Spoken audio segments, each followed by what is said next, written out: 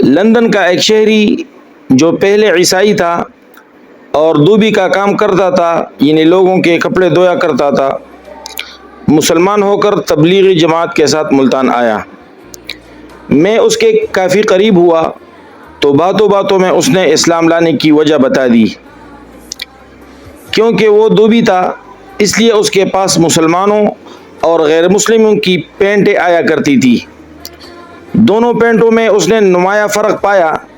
مسلمانوں کی پینٹ صاف ہوتی اور غیر مسلموں کی غلاظت سے بری ہوتی تھی، اور وہ یہ گندی پینٹیں واپس کر دیتا اور ان کو بتاتا کہ مسلمانوں کی پینٹیں کتنی صاف ہیں۔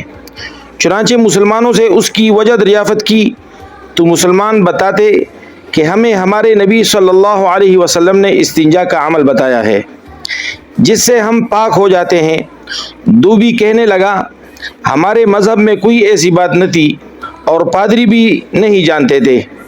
چنانچہ اللہ تعالیٰ نے نبی کریم صلی اللہ علیہ وسلم کی محبت میرے دل میں ڈال دی کہ مسلمانوں کے نبی نے کتنا مکمل ضابطہ حیات حتیٰ کہ پاک ہونے کا طریقہ بھی بتلایا ہے، جس کی وجہ سے میں مسلمان ہو گیا اور اللہ کے راستے میں نکل پڑا۔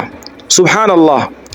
دیکھیے، ایک غیر مسلم، اس کو اللہ تعالیٰ نے مسلمانوں کے ایک عمل جو کہ استنجا ہے اس کی وجہ سے ہدایت بخشی، اور وہ مسلمانوں کے اس عمل کو دیکھ کر اسلام کی طرف راغب ہوا۔ اللہ تعالیٰ نے ہمیں جو اسلام کی دولت نصیب فرمائی ہے اس پر جتنا بھی شکر ادا کرے وہ کم ہے، اس لیے ہمیشہ یہ دعا کرتے رہنا چاہیے، رضیت باللہ ربا وبالاسلام دینا وبمحمد صلی اللہ علیہ وسلم نبیا۔